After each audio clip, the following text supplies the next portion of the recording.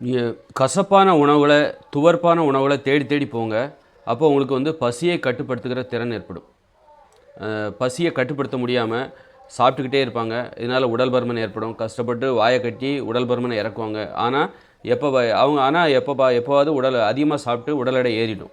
இப்படி பசியோடு போராடுகிறவர்களால் உடல் பருமனை குறைக்கவே முடியாது.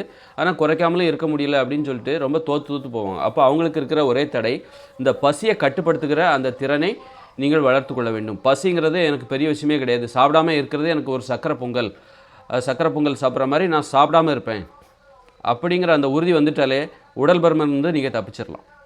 அதற்கு என்ன வழினா, கசப்பான உணவுகளை அதிகமாக சாப்பிட்டீங்கன்னா இந்த சாப்பிடுகிற ஆர்வத்தை அது வந்து அளவுக்கு அதிகமாக சாப்பிடுகிற ஆர்வத்தை இது தடுத்து விடும்.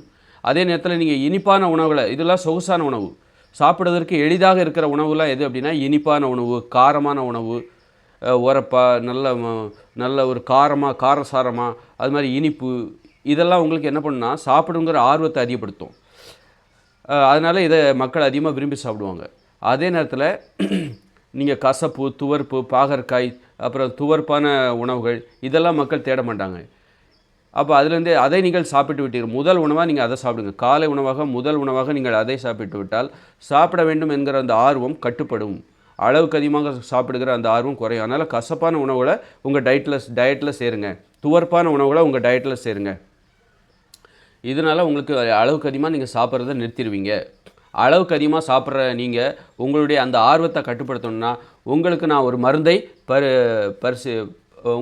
ஒரு மருந்தை நான் உங்களுக்கு சொல்கிறேன். திரிபலாதி சூரணம் 60 ரூபா தான், 60-70 ரூபா தான். இன்காப்ஸ் கம்பெனியில் உள்ள திரிபலாதி சூரணத்தை நீங்கள் வாங்கிட்டீங்கன்னா இது என்ன பண்ணணும் அப்படின்னா, இந்த சாப்பிட்ணுங்கிற அந்த ஆர்வம் இருக்குல்ல, அளவுக்கு அதிகமாக சாப்பிட்ணுங்கிற அந்த ஆர்வத்தை இது கட்டுப்படுத்தி உண்ணாவ நோன்பு இருப்பதற்கான மன உறுதியை உங்களுக்கு கொடுக்கும். உண்ணாவ நோன்பு இருப்பதெல்லாம் எனக்கு இப்போ சர்வசாதாரணங்க. அப்படிப்பட்ட மன உறுதியை இந்த மருந்து உங்களுக்கு கொடுக்கும்.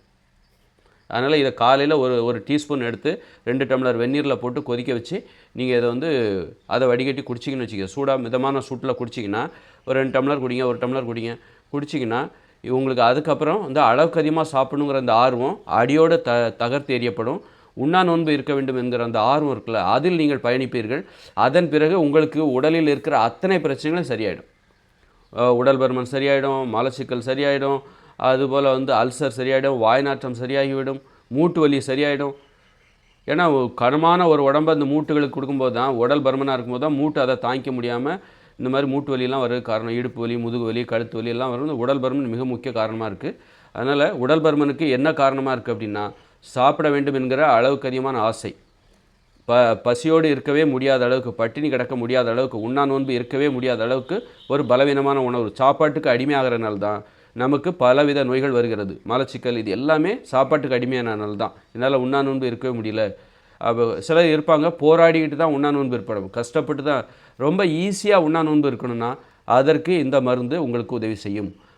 இந்த மருந்து துவர்ப்பு சுவையுடையது. அப்புறம் இதை வந்து நீங்கள் வந்து ஒரு டீஸ்பூன் எடுத்து 2 டம்ளர் வெந்நீரில் போட்டு கொதிக்க வச்சு அதை வடிகட்டி 1 டம்ளர் காலையிலே குடிச்சிடணும்.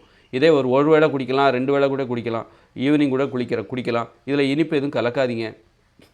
கலக்காமல் குடிச்சிங்கன்னா உங்களுக்கு ரொம்ப நன்மை தரும். இதுலேயும் நிறைய தேனை ஊற்றி குடிக்கலாம். இல்லை குடித்தாலும் தப்பு இல்லை.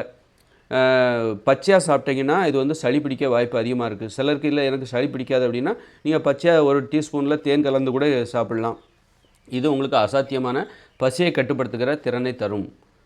பெரும்பாலும் வெந்நீரில் கலந்து ஒரு அரை டீஸ்பூன் 1 டீஸ்பூன் வெந்நீரில் கலந்து குடிக்கிறது தான் மிகச்சிறப்பு. இது பசியை கட்டுப்படுத்தும். பசியை கட்டுப்படுத்தி விட்டால் உண்ணாமல் இருப்பதில் உங்களுக்கு ஒரு ஆர்வம் ஏற்படும். அது வந்து என்ன பண்ணால் உடல் பருமனை குறைக்கும். உடல் பருமனை குறையும் போது அல்சர் வராது, சுகர் வராது. அப்புறம் வந்து இது வந்து வாய் நாற்றத்தை போக்கும். அப்புறம் வந்து சுகர் வராது, அப்புறம் மூட்டு வலி வராது, பலவித நோய்களை இது குணப்படுத்தும். அந்த அற்புதமான மருந்து.